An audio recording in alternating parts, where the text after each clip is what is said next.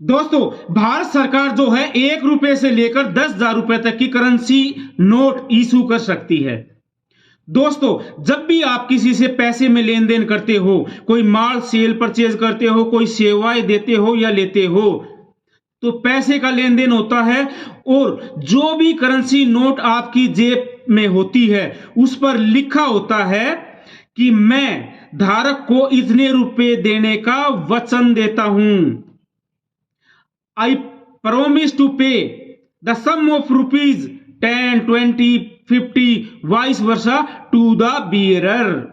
दोस्तों, ये वचन, ये प्रोमिस जो है वो भारत सरकार करती है, रिजर्व बैंक ऑफ इंडिया का गवर्नर करता है, तब जाके वो रुपया माना जाता है। अदरवाइज वो कागज का टुकड़ा होता है, अगर वो वचन उस पर ना लिखा रहे तो दोस्तों, इस वचन का जो है फॉर्मेट चेंज हो चुका है। ये वचन भी जो है डिजिटल हो चुका है, नया हो चुका है। आज उसी पर चर्चा करेंगे। दोस्तों, वीडियो को अंत तक देखा करो, बहुत काम आने वाली वीडियो है। राम राम भाइयों, मैं उथारा मैनेजर मनसब वित्तकुंड का स्वागत है आप सभी का। आगे बढ़ेंगे पर एक प्यारी सी, मीठी सी, पुरानी सी गुजारिश जरूर करेंगे। मेरे मुल्क के सम्मानित साथियों, चैनल को लाइक कर दो, शेयर कर दो, सब्सक्राइब कर दो, क्योंकि जहां वित्त है वहां वित्तकुंड है। ओम वित्ताय नमः। दोस्तों, अगर आप चैनल पर नए हो तो चैनल सब्सक्राइब करने के साथ साथ बेल आइकन जरूर दबाएं ताकि हमारी नोटिफिकेशन आप तक पहुंच सके। मेरे मुल्क के सम्मानित साथियों, आज का फाइनेंशियल एजुकेशन वित्तीय शिक्षा का टॉपिक है CBDC, central bank digital currency. ये क्या होती है, आज उस पर चर्चा करेंगे। दोस्तों, सेंट्रल बैंक डिजिटल करेंसी, आपने नाम सुना होगा क्रिप्टो करेंसी का, बिटकॉइन का। तो ये जो है पूरा देश में बहुत फैल चुके थे और पूरे देश में हर सरकार जो है ये सोचने पर मजबूर होगी कि या तो इन करेंसियों को जो है वो लीगल कर दिया जाए या इन पर टैक्स लगा दिया जाए। तो सबने ये सोचा कि क्यों ना हम अपनी ही डिजिटल करेंसी निकाल दें, क्योंकि बिटकॉइन, क्रिप्टो करेंसी, इनका कोई माई बाप नहीं है, कोई सरकार माई बाप नहीं है।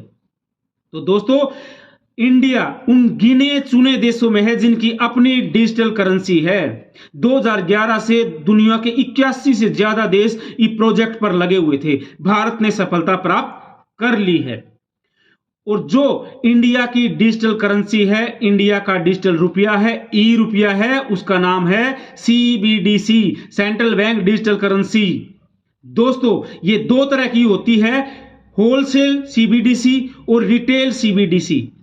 होलसेल बड़े लेन देनों के लिए, गवर्नमेंट सिक्योरिटी बॉन्ड के लेन देन के लिए, और फाइनेंशियल इंस्टीट्यूशन, बैंक, एनबीएफसी इसको यूज कर रहे हैं, इसको यूज करेंगे। आप और हमारे लिए है रिटेल सीबीडीसी। तो दोस्तों, जो हमारे काम की चीज है वो है रिटेल सीबीडीसी। तो रिटेल सीबीडीसी जो है वो पर्सन टू पर्सन और पर्सन टू मर्चेंट, मतलब आप हमारे को दे सकते हो, हम आपको दे सकते हो, हम दुकानदार को दे सकते हैं, दुकानदार हमारे को दे सकता है।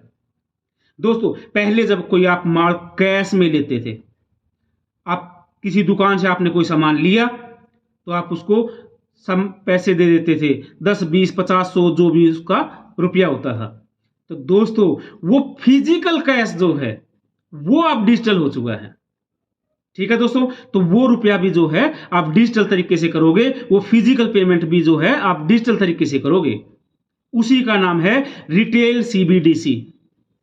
अभी जो है ये पायलट प्रोजेक्ट जो है वो 1 दिसंबर 2022 को भारत सरकार ने, रिजर्व बैंक ऑफ इंडिया में लागू किया है।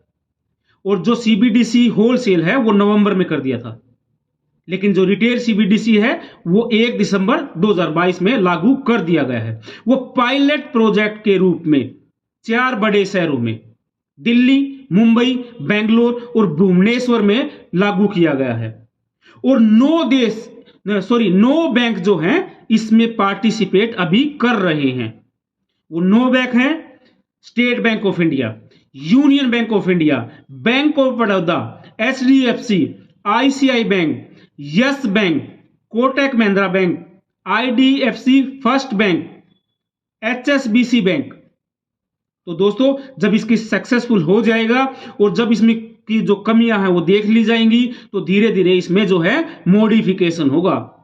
अभी ये पायलट प्रोजेक्ट के रूप में जो है वो इशू कर दिया गया है। इसकी जरूरत क्यों पड़ी? तो एक तो मैंने बताया आपको सर कि लीगल टेंडर नहीं था बिटकॉइन और क्रिप्टो करेंसी, और बहुत ज्यादा लेन देन जो है इन करेंसियों में होने लगा था, लेकिन कोई माई बाप नहीं था। तो भारत सरकार ने जो है अपनी करेंसी निकाल दी, और भारत सरकार रिजर्व बैंक ऑफ इंडिया जो है इस करेंसी का माई बाप है। मतलब ये भारत सरकार की लीगल टेंडर है। जो वो वचन रहता ना, वो प्रोमिस रहता है कि मैं धारक को इतने रुपए देने का वचन देता हूं, ये वचन इस पर भी रहेगा। मतलब इस करेंसी भी जो है इस वचन के दायरे में आएगी, और यही है भारत सरकार का लीगल टेंडर। ठीक है दोस्तों। दूसरा, जो फिजिकल जो नोट होते थे उसकी छपाई पे सरकार का बहुत खर्चा होता था। ये मोटा मोटा तौर पे ये मानो कि साल का 5,000 करोड़ के लगभग जो है उसकी छपाई पे खर्च होता था। दूसरा, फेक नोट, उस पे काबू नहीं हो पा रहा था।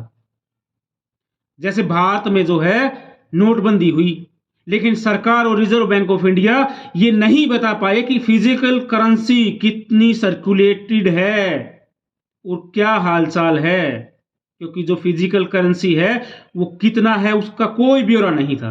अब ये डिजिटल फॉर्म में होगी तो इसका ब्यौरा भी होगा। तो फेक नोट बच जाएंगे, प्रिंटिंग का खर्चा बच जाएगा, लीगल टेंडर होगा, और ये आसान, तेज, सुरक्षित और सस्ता तरीका होगा दोस्तों, और सुरक्षित भी रहेगा, ऑनलाइन है। तो दोस्तों ये काम कैसे करता है? तो दोस्तों ये काम ऐसे करता है जैसे आपने किसी दुकानदार से सामान लिया, अपना पर्स निकाला और वो रुपया उसको निकाल कर दे दिया। लेकिन अब ये जो है फिजिकल ना होके ये ऑनलाइन होगा, डिजिटल होगा, ई रुपया की तरह होगा, जैसे हम गूगल पे, पेटीएम ऐसे करते हैं। अब आप कहोगे ये तो हम पहले से ही कर रहे हैं, गूगल पे, पेटीएम, ऑनलाइन ट्रांजैक्शन तो हम भी पहले भी कर रहे हैं, यूपीआई के थ्रू कर रहे हैं। लेकिन दोस्तों उसमें इसमें फर्क ये है कि जो सीबीडीसी है वो ब्लॉकचेन टेक्नोलॉजी पे आधारित है। कहने का मतलब ये है जब आप यूपीआई से, गूगल पे से, पेटीएम से या किसी बैंक के ऐप से आप लेन देन करते थे तो आप एक तरह से अपने बैंक से रिक्वेस्ट करते थे, फिर आपका खाता डेबिट होता था, फिर एनपीसीआई बीच में होता था, और दूसरे बैंक को, जहां बेनिफिशियरी जिसको आप पेमेंट करना चाहते हो उसके खाते में पैसा पहुंच जाता था। तो दोस्तों इसमें क्या क्या चीज इन्वॉल्व हुई?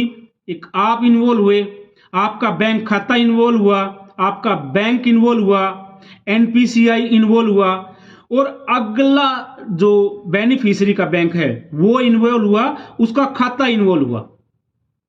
लेकिन जब आप पर्स में से किसी को कैश निकाल कर देते हो तो उसमें क्या इन्वॉल्व होता है? कुछ नहीं, आपने सिंपल पर्स निकाला, उसमें से नोट निकाला, दुकानदार को दे दिया, कोई बैंक खाता डेबिट नहीं हुआ।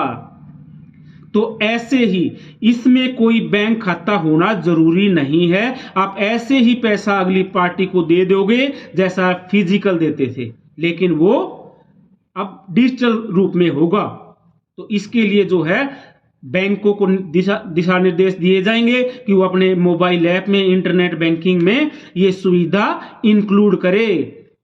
हो सकता है रिजर्व बैंक ऑफ इंडिया भी अपना कोई वॉलेट निकाल दे। ठीक है दोस्तों, पहले फिजिकल रुपये का कोई हिसाब किताब नहीं होता था, अब इस पर जो है हिसाब किताब होगा।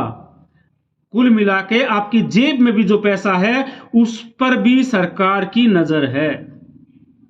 पूरी तरह से इंडिया को डिजिटल करने के लिए, डिजिटल इंडिया का सपने को साकार करने के लिए जो है CBDC, central bank digital currency का निर्माण किया गया।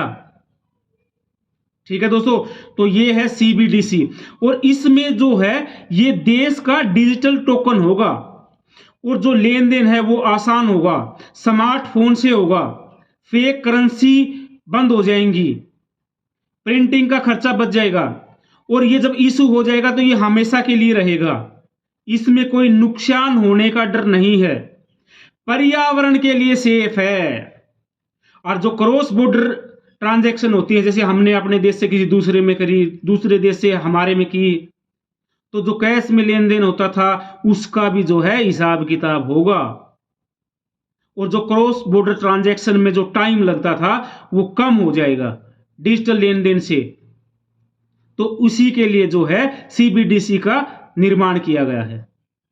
तो अभी पायलट प्रोजेक्ट के रूप में 4 शहर और 9 बैंक जो है इसमें इंक्लूड किए गए हैं दोस्तों।